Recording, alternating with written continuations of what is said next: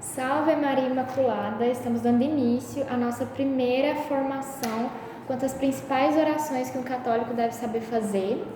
E a nossa primeira oração vai ser o Credo. Então, antes disso, eu vou pedir para vocês já compartilharem com a galera. Posta o link nos status, deixa o like, inscreve no canal, faz todo aquele negócio que o povo do YouTube pede para vocês fazerem, que eu não sei de cor, mas vocês devem saber muito melhor do que eu. Vamos iniciar rezando. Em nome do Pai, do Filho e do Espírito Santo. Amém. Inspirai ao Senhor as nossas ações e ajudai-nos a realizá-las, para que em vós comece e para vós termine tudo aquilo que fizermos, por Cristo Senhor nosso. Amém. Santa Maria, Mãe de Deus, rogai por nós. Santa Teresinha do Menino Jesus, rogai por nós. São Padre Pio, rogai por nós. Em nome do Pai, do Filho e do Espírito Santo. Amém. Bom, antes de tudo, eu queria falar para vocês que os nossos vídeos eles serão divididos em duas partes. Tudo no mesmo vídeo, pode ficar tranquilo. Mas é porque na primeira parte, bem resumidamente, a gente vai falar da origem das orações e na segunda parte a gente vai falar da importância dessas orações na nossa vida espiritual, tá bom? Seguinte, o credo ou símbolo dos apóstolos, profissão de fé, enfim, ele foi definido com a junção de dois concílios. Se eu não me engano, foi concílio de Niceno e concílio de Constantinopla. Eu não vou me deleitar em ano, mas foi por volta dos anos 300 depois de Cristo, então foi uma coisa definida muito tempo depois, foi muito estudada, foi muito meditada. Então, o nosso estudo ele vai ser todo baseado no catecismo. Eu não utilizei o catecismo o amarelinho que a gente está acostumado, eu usei o Catecismo Maior de São Pio X, porque ele é um pouco mais fácil, tá bom? E é o seguinte, a primeira coisa que a gente tem que saber para rezar alguma coisa, qualquer outra oração, é saber no que a gente acredita. Então, eu não posso rezar a Ave Maria se eu não conheço quem foi Maria, não posso rezar o Pai Nosso se eu não sei o que ele está querendo dizer com aquilo, o que ele vai me levar a fazer. Não posso rezar, não é que eu não posso, mas eu não vou ser, aquela oração não vai ser tão proveitosa para mim, as orações litúrgicas da Santa Missa, enfim. Então, eu quis trazer primeiramente o credo, porque é ele que vai permear, vai nos permitir saber no que a gente acredita para a gente poder rezar de uma forma mais proveitosa, mais concisa, tá bom? Seguinte, o credo tem dois que a gente conhece, né? É aquele maior e o menorzinho que a gente reza geralmente na Santa Missa, mais o tempo comum, e o maior a gente reza mais no Natal e em solenidades. Mas, a princípio, o credo ele é dividido em 12 artigos. Se vocês me verem olhando para baixo, é porque eu estou olhando um papelzinho aqui. Mas ele é dividido em 12 artigos com as frases do credo.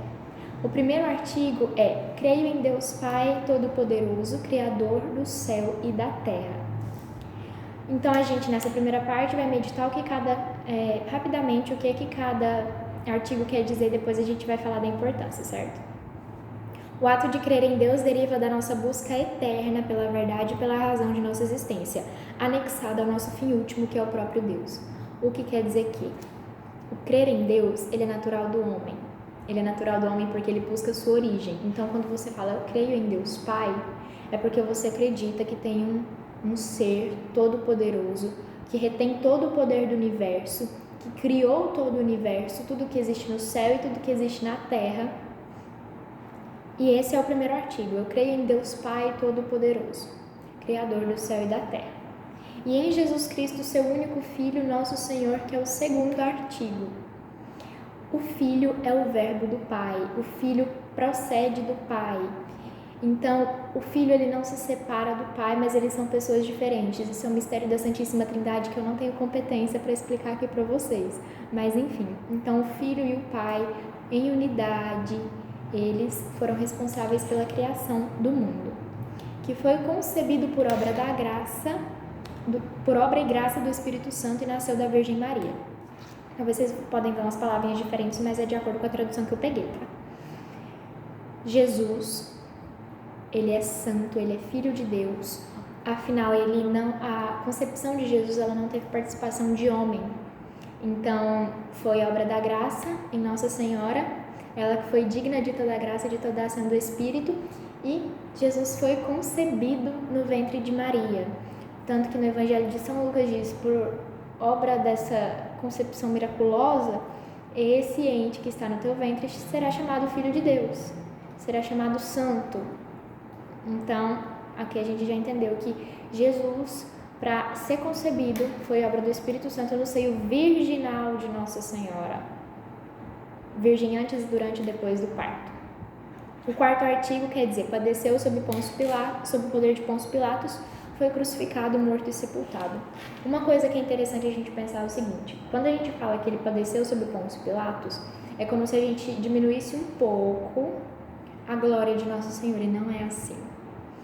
No quesito padecer sob Pôncio Pilatos, não significa que Pilatos tinha o poder de diminuir Jesus ou algo do tipo, mas é porque era uma coisa necessária para a situação, afinal, se ele não padecesse, nós não seríamos redimidos. Então, Jesus continuava sendo Deus, mas ele precisava fazer aquilo ali para que nós fôssemos redimidos. O quinto artigo é, desceu à mansão dos mortos e ao terceiro dia ressuscitou. Esse desceu à mansão dos mortos quer dizer o seguinte, como depois do pecado original a gente estava com aquela pena eterna de não contemplar a face de Deus, os justos que morriam, eles iam para um lugar que não era o céu, esperando alguém para os redimir. Então, quando Jesus morreu, ele foi lá para esse lugar, encontrou a galera e levou para o céu. Então, Jesus ele escancarou as portas do céu outra vez que haviam sido fechadas por conta do nosso pecado, tá bom? Me desculpem as palavras, não tem nada de teológico nesse vídeo, mas é só para a gente conseguir entender direitinho, tá bom? O sexto artigo é, subiu aos céus e está sentado à direita de Deus Pai Todo-Poderoso. Então, depois que Jesus ressuscitou, 3 dias depois da sua morte, e aí ele ficou aquele tempo com os discípulos para instruir eles do que fazer, ele subiu aos céus, está sentado à direita de Deus Pai, sendo nosso sumo sacerdote, nosso bom pastor eterno, graças a Deus, permeando as suas graças para a gente ainda. Então, ele está lá, isso foi tranquilo de entender. O sétimo artigo é, de onde há de vir julgar os vivos e os mortos. Então, vai ter um período, vai ter uma época, né? vai ter um momento em que Jesus vai vir para a Terra para julgar as nossas atitudes, para nos julgar conforme as nossas obras. O oitavo artigo, para mim, é sensacional e ele é muito importante, por isso que a gente precisa fixar bem nele. Creio no Espírito Santo. O Espírito Santo, ele rege a igreja. Então, a igreja lá na Terra e o Papa tem todo o poder sobrenatural e tal. Tudo que será ligado na Terra será ligado no céu e tal. Mas o Espírito Santo, ele assiste a igreja. Então, toda a doutrina da fé, tudo que está escrito no catecismo, do Código do Direito Canônico, tudo que vocês imaginarem, o Espírito Santo inspirou. Então, tem uma galera que fala assim, nossa, mas eles definem o Papa falando que é o Espírito Santo, mas na real é um monte de cardeal que tá lá, um monte de bispo, um monte de padre que tá lá, e aí eles decidem. Não é assim. Lógico que a gente tem que dar a nossa cooperação para certas coisas, mas principalmente é a ação da graça do Espírito Santo. O nono artigo. Na Santa Igreja Católica, na comunhão dos santos. Vamos fazer aqui um parêntese para a Santa Igreja Católica. Crer na Santa Igreja é crer em tudo,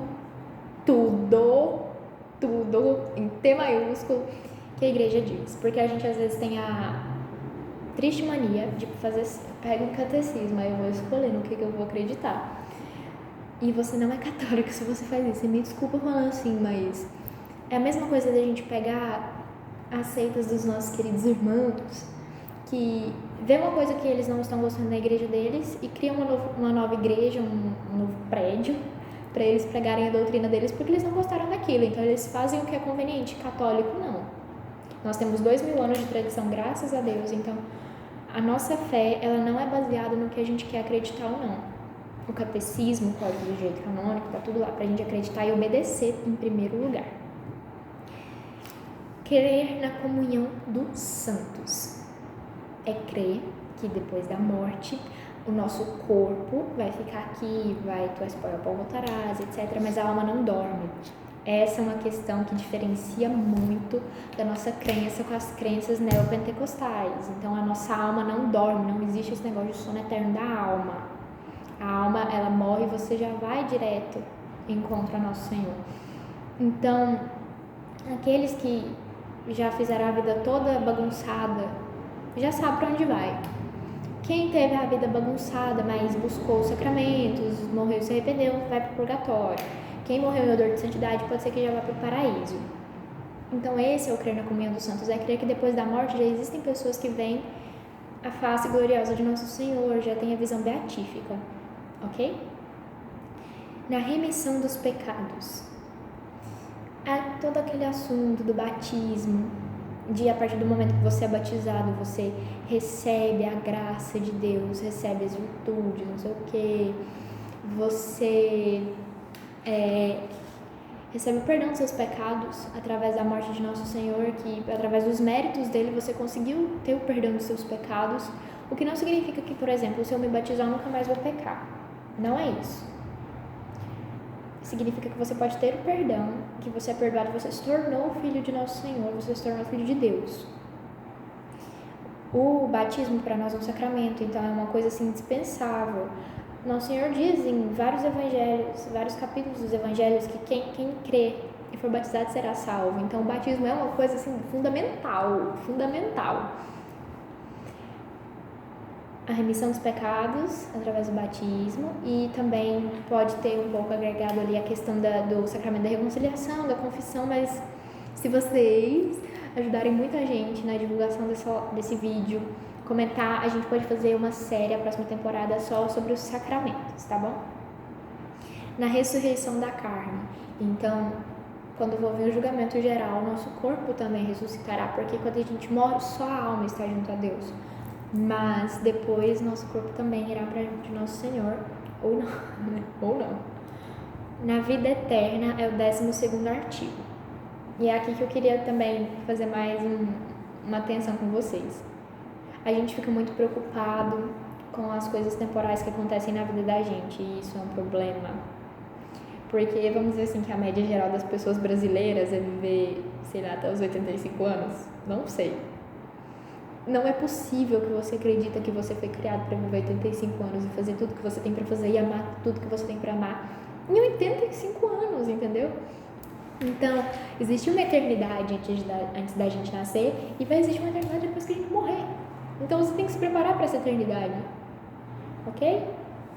Seguinte, agora que a gente já tem uma breve noção do significado de cada artigo, é uma breve noção, não tem competência para falar tudo detalhadamente, mas tudo que foi tirado aqui eu tirei do Catecismo Maior de São Pio X, como eu disse, então não só eu estou dizendo, então foi tudo de uma forma bem resumida no linguajar que a gente pode entender.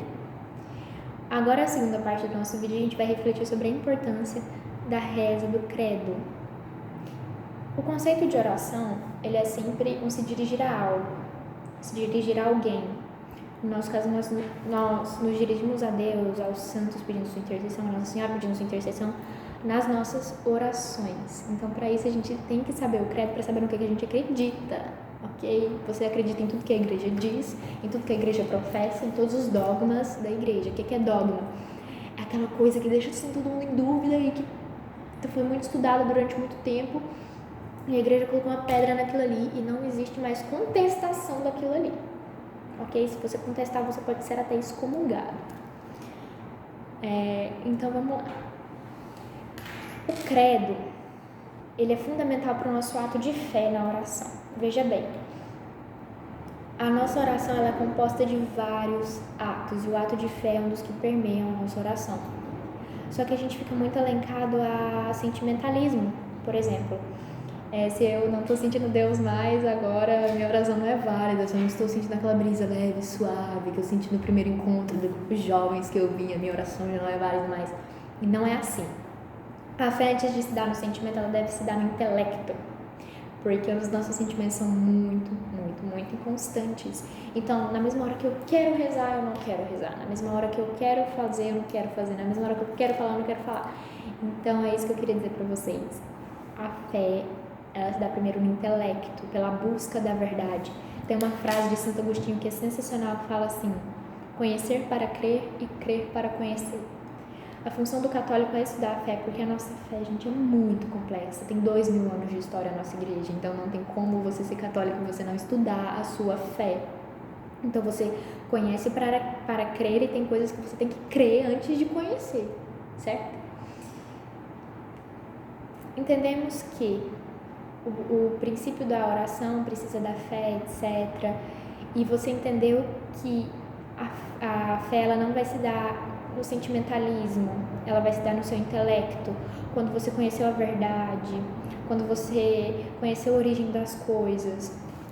Então você vai estar no seu momento de oração, você não vai ficar buscando suas consolações, os seus prazeres, porque isso seria um egoísmo. Você está buscando a oração para se satisfazer, você tem que buscar a oração para agradar a Deus. E é a fé que agrada a nosso Senhor. Então você vai buscar a verdade, buscar conhecer nosso Senhor, e conhecer a verdade não é aquilo que você tem na sua cabeça do que é verdade. Porque é a mesma coisa de eu falar assim, essa parede aqui atrás, por exemplo, é azul. Essa parede não é azul. E não é concebível que eu fale que ela é azul. O que eu tô querendo dizer pra vocês é o seguinte: a verdade é só uma e ela é imutável e ela é nosso Senhor.